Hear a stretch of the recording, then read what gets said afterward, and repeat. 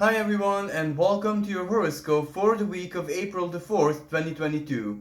We have a really active and incredibly powerful sky playing out all throughout the week, and it isn't just this week, but it is next week as well, and better said, it is the whole of April, which is heavily karmic, and this is the kind of activity which doesn't just refer to one lifetime.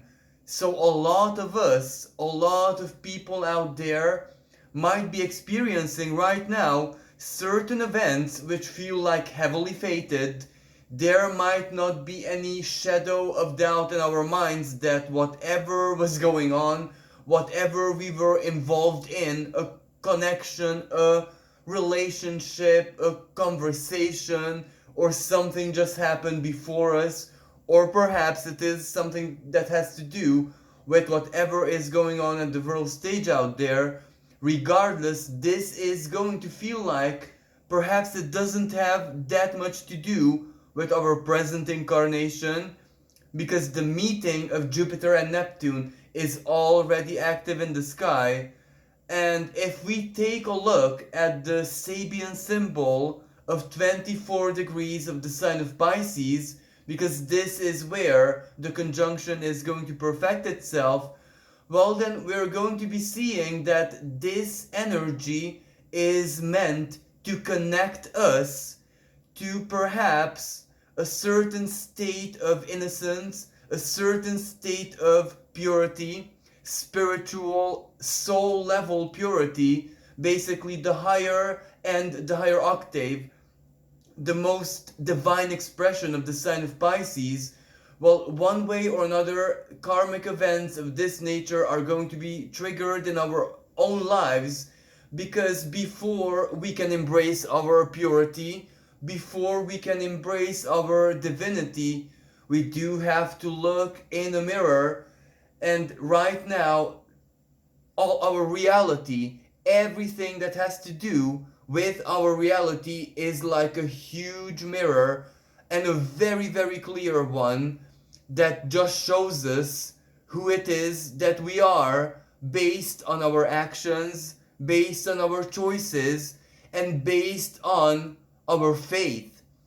And because at the same time we have a lot of activity in Aquarius as well, where Pisces is more like the realm of the soul, the realm of the unconscious, the realm of the ethereal, better said.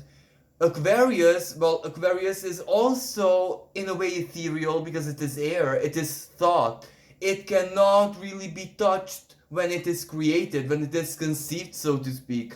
But the big difference is that Aquarius, ultimately ruled by Uranus, the planet which governs technology, can be turned into something more concrete, more down to earth, because the other ruling planet of Aquarius, the classing ruler, is Saturn, and Saturn has everything to do with physical reality. Now, in the sign of Aquarius, Saturn and Mars are meeting in the sky, and these planets were known to the ancients as malefic planets. Mars was the lower malefic, while Saturn was the great malefic itself. And what this means is that when these planets either met in the sky or were part of certain really impactful celestial conversations with one another, well, that always represented a moment of culmination, a moment of change, a moment of challenge, a moment of crisis, a moment when action was needed, when action was imperative, because there is Saturn. Something restricts us, or something stirs up, causes the necessity for action to be needed to be taken, if you know what I mean. For example, every war has certain kind of causes, and Mars is the god of war, and Mars is war expressed in a very direct, physical, projected way, as in an aggression, while Saturn can represent the different side of war, opposition, that which opposes or that which poses the threat, the blockage, the limitation in the first place. So, because of these expressions of these energies, of course, the ancients they had this tendency to think about that they're malefic, but malefic is very, very questionable and very subjective to debate in this day and age. But this doesn't represent that we won't have a lot of challenges next week, and perhaps these challenges are also going to be of karmic nature, because the sign of Aquarius is indeed all about this incarnation. It is our future, but the future we're heading towards in this life, our hopes and dreams, our goals, and naturally our social connections, our friends, our acquaintances are also mirrors to the self, and we also agree to be a little shard of mirror for them as well in their lives. So that is all so very interconnected in the sky. And it is not just that Saturn and Mars are meeting in the sign of Aquarius, it is also that these two planets together in an alliance, in a conjunction, so a really tough and action-oriented energy, but this action-oriented energy is out of necessity, out of need, out of, perhaps the imminent need for a breakthrough in someone's life. This could be a really good example, a positive, a beneficial example. But for others, it is where Saturn, the limitations, the blockages, the challenges are now almost torturous. And this is where, for most people, the time has come to take a leap of faith or an action or something really, really empowered, where we at least try and give ourselves the chance to overcome our present moment conditioning, because ultimately this is what this is all about. But as I said, Saturn and Mars are squaring. So a square is a celestial conversation of tension, of challenge.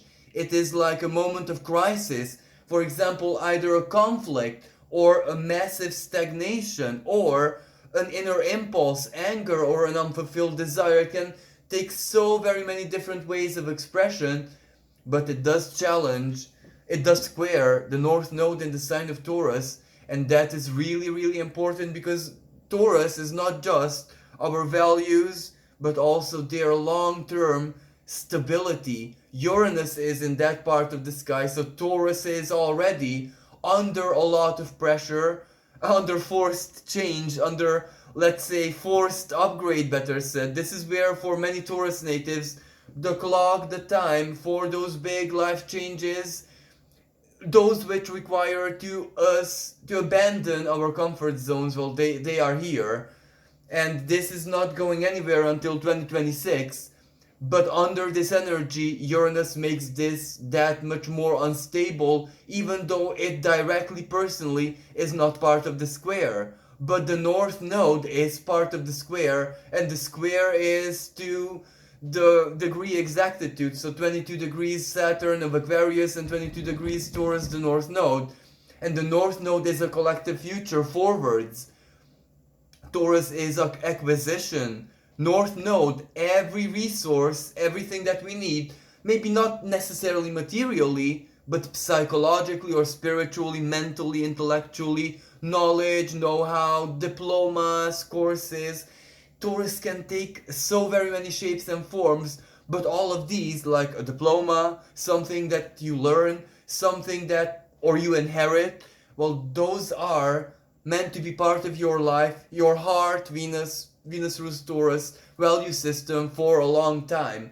But this is also that which you generate yourself. And when I say generate yourself, your judgments, it is us who judge something to be valuable, to be beautiful, to be the opposite of beautiful, and basically project something onto it. So for us, something will have a certain value, and many times it is us who generate that based on our emotional world and our soul level configuration.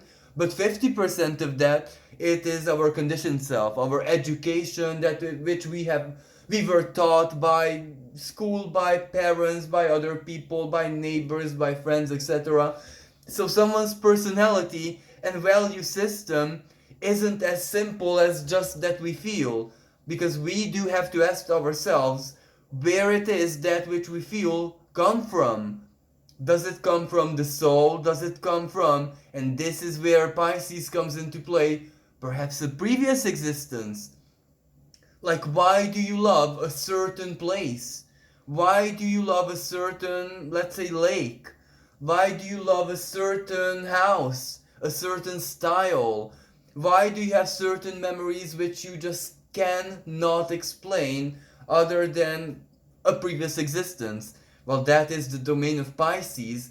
And even if sometimes it's really hidden under the shadows, Pisces and past lives and time not being linear and the mystery and the magic of all it are always passively part of our lives. Sometimes a storybook, other times a good movie, or in 2022, let's just look out the window and we'll see that the book of Revelations is playing out so very almost precisely, but that is another topic. Even though the Neptune and Jupiter conjunction can give us the illusion of that, but I'm pretty certain that we're not going to be having a big divine storm that changes the world overnight or any extraterrestrial invasion anytime soon. So it has to manifest mostly internally, and that is our compassion, that is our humanity, that is the beauty of the human spirit that we embody. So basically, if we wish to make this Neptune and Jupiter conjunction magical in a very, very beautiful way, it's up to us. Let's do it. Let's do it right now, because these two planets are already embracing themselves, hugging themselves in the sky, hugging each other, sorry, that didn't sound very well. And there is a strong synergy between them, because even in mythology they were brothers, they had a pretty good relationship, they helped each other so very many times, and even their energies, they are both are ruling planets of Pisces. Jupiter, of course, it is the king of the gods, his expansive Sagittarian self, but in the shroud of mystery and the veil of magic of Pisces, while Neptune is the infinite intelligence and the mystery of the living God, basically. So these two planets are really, really friendly to one another, if that makes sense, and that is why it really, really matters what kind of energy and what kind of emotion, what kind of feeling and faith we attribute to this. Now, of course, I was speaking about past existences, and this is also really, really important, especially this week and next week, because this conjunction, as I said, does open the doors to a certain kind of state collectively, not just individually, where perhaps time is not really what we usually think it is. Perhaps this is when we can have certain glimpses into existences where we had a different story, we had a different karmic background even, and if there are any debts that we need to pay, well, this is the moment when we come very, very crystal clearly aware of that. Of course, if there is any, let's say, a thank you, a gratitude, a reward, something unharvested that is owed to you from a previous existence. Because maybe you said at that moment, in that incarnation, that I am so very well and grateful to be alive that I don't need any other reward than this. And that energy, it's not going anywhere. Every single energy and deed is eternal. That is stored in the, excuse my analogy, the hard drive of the universe. So the divine judge, because ultimately when Saturn is involved in something heavy, even though we're not even talking about Saturn right now, but still when Saturn is involved in something really heavy, that always represents some kind of karmic judgment. And also, another less heavy, so to speak, celestial conversation this week is Mercury towards the very end of the week. Squaring Pluto in the sky. Mercury at an erratic degree of the sign of Aries, and Pluto in almost an erratic degree of the sign of Capricorn. And Pluto in Capricorn is basically who is the boss in our lives, in our existence, in our basically everyday normality. Is it us? Is it our job? Is it another person? Is it our faith? Is it our mindset? Is it our illnesses, our loneliness? Who is the true boss in our lives? It can maybe, if we never ever ask this question this directly to ourselves, and right now it doesn't matter what question we are asking ourselves, another person, our neighbor, our partner, whoever, we also ask it from the universe. And the answers, at least this week and next week, are, if you ask a question, the answer is gonna come. Either synchronicity, or it can be the words of a stranger, it can be the words of the lady who's serving you at the supermarket, it can be a music video, it can be an advert, a car plate, whatever. When you ask something personal, as in, universe, tell me the truth about myself, because this has to be more or less personal, because it is your understanding of the world, so you also have to understand yourself. The universe will definitely answer. And as I said, the answer can come very, very clearly, as in someone just says it to you verbally, or it can come symbolically. But this is the kind of symbolism where it's dead obvious. It's not really susceptible to great interpretation and philosophies. It's like there and then, like someone finding the death tarot card on the street, and this actually happened to someone I know, and of course that tells you straight to your face that a big life change, well, it's very likely to knock on your door tomorrow or in the very close future, so prepare yourself. So things like this are definitely at play right now. But where I want to go with this, who is the boss in your life? Maybe when you ask yourself this question, the answer is not going to be who you think. It's not the manager, it's not the bank, perhaps it's not even you. Perhaps it's a hidden desire. Perhaps it is an unfulfilled wish. Perhaps it is something sexual or psychological buried deep, deep inside of you, a seed that cannot grow but can't die as well, and that suffocates.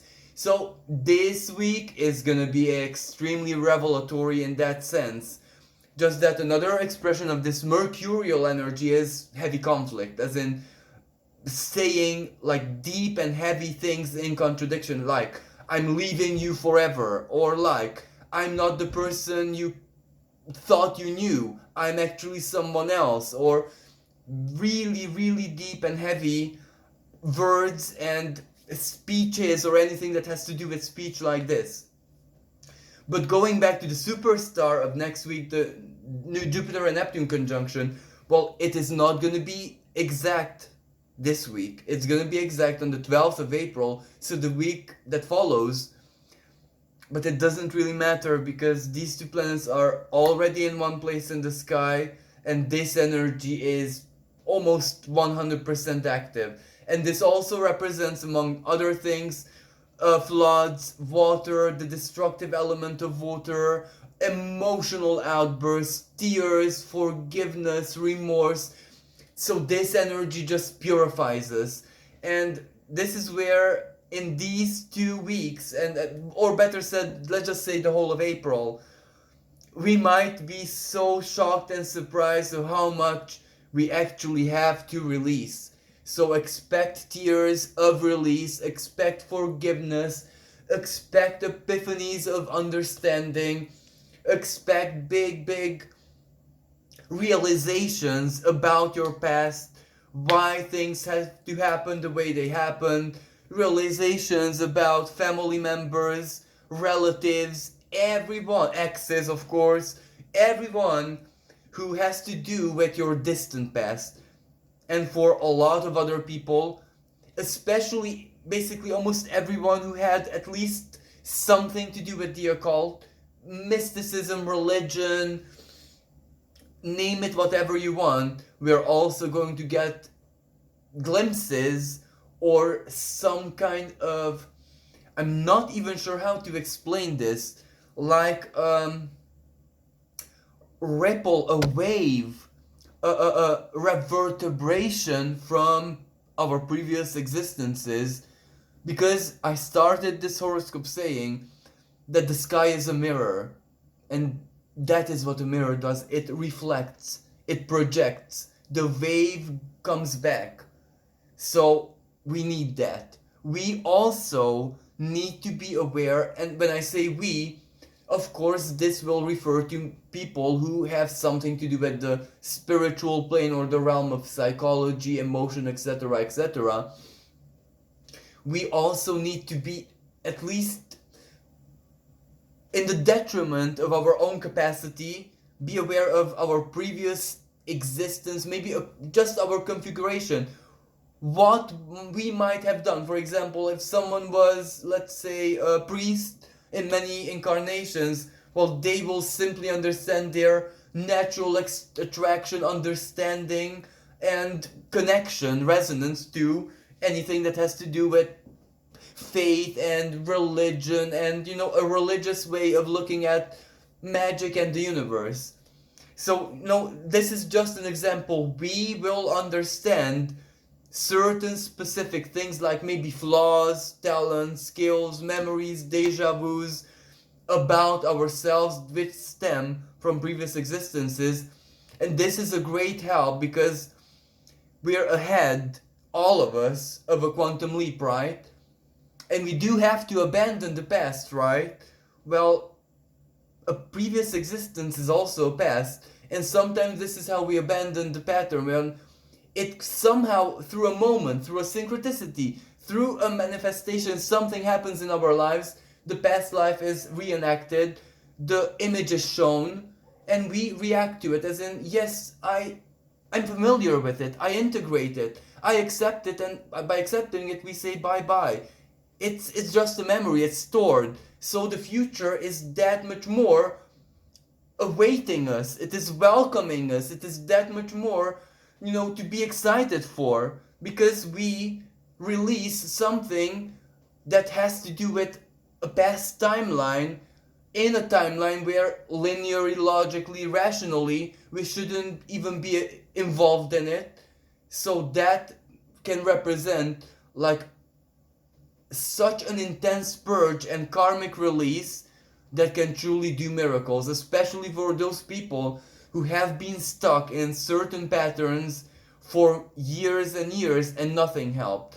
Psychology, mysticism, nothing helped. So for those people, it takes a time like this, because this conjunction is rare. It takes 166 years for these planets to meet in this part of the sky, so this doesn't happen very often. And it does take a moment like this to break the karma, which otherwise is actually impossible to break. Now, of course, this can have a lot of not so pleasant expressions as well, because all of us make mistakes in many lifetimes. Imagine how many mistakes, bad choices, foolish things, or perhaps hurtful things we might have done. Who knows? We might have been once savages as well, we don't know. And you might be seeing me as a really, let's say, compassionate astrologer, but we don't know what I have done with this skill or with this gift of mine in a previous existence. What if I steered a country into war, let's say? And of course this isn't about me, this is just an absurd example, but we don't know who we were truly. And sometimes the universe does give us access to this through our dreams, through our visions and soul search and understanding and substances, ayahuasca for example. Yes, that is absolutely wonderful, how gifted we are, but it does take a moment like this when the universe actually confirms that, when the mirror is held there and we can look in it and find the confirmation that yes, it is true what I have been receiving from the universe. It is not just a projection of the hyper ego and my deepest fantasies because I cannot accept reality. And for a lot of people, it's gonna be this, where they wake up, where the mirror, Neptune, will show them, well, that their aspirations were not born out of the soul, but rather out of the ego. Because I wanna be like this grandmaster as well. I'm better than X. I'm better than Y. Um, I want all that love, I want all those followers, I want all that admiration, I want to be needed, I want to be busy all the time, I want people to need me desperately, I want to be important. All of these can represent something that the universe will highlight right now in all of our lives. Because don't get me wrong, every breathing human being alive here today has something like this. The ego dresses itself in masterful ways, and sometimes we don't even suspect that it's the ego, to be totally honest. And the opposite, self-victimization, and I'm a very good example of that. I do that with perfect mastery. Self-victimization, I'm doomed, I'm gloomed, I'm ugly, I'm this and that. Now, of course, if this is what we necessarily want to project into the universe, well, it will hold the mirror and it will make it real for us. So this is where this Neptune and Jupiter conjunction has its beneficial sides, but it also has the side where the universe actually tells us for once. And just think about it. Once every 166 years, the universe tells us directly, clearly to our face, this is how I see you, perceive you, and this is how you should change or not. It will come with an advice, so everyone should do what the universe advises them to do. For some people it's to change, for others is not to change, for others is to enjoy this more, for others is that they're absolutely doing fine, just keep on doing what you're doing, etc., etc. It is really, really important that we understand the lesson of the universe, that which it reflects to us right now, and not really use this energy to dwell in fantasies that much. Of course, it is perfect for fantasy, for arts, for music, for writing, for mysticism, occultism, spiritism. It is ideal, it is of course once in a lifetime. Of course we use it for that as well, but we must also use it for the sacredness of all things, because this is what this energy requires, for us to find the sacredness within ourselves. Because if we do that, the eyes, everywhere we look, we will project our own sacredness onto it, and that means a light. We illuminate the world, and with our light we will be able to say the sacredness in anything and anyone, and everywhere we look, really. And this is ultimately the progressive part to this, because the universe is showing us the mirror, not just because it's time for us to reflect, not just because it's time's up Saturn square the North Node and South Node, of course, the South Node. It's not just that time's up, everyone is gonna be punished for their bad actions, but it's also go and work, go and do it. If I show you right now, and that means the universe. So if the universe is showing you that you're beautiful, that you're talented, that you are amazing, you need to use that right now. Even if you have nothing in your inventory to even do the smallest gesture of what the universe is showing you to do, be resourceful, be inventive. Where there is a will and inspiration, divine inspiration,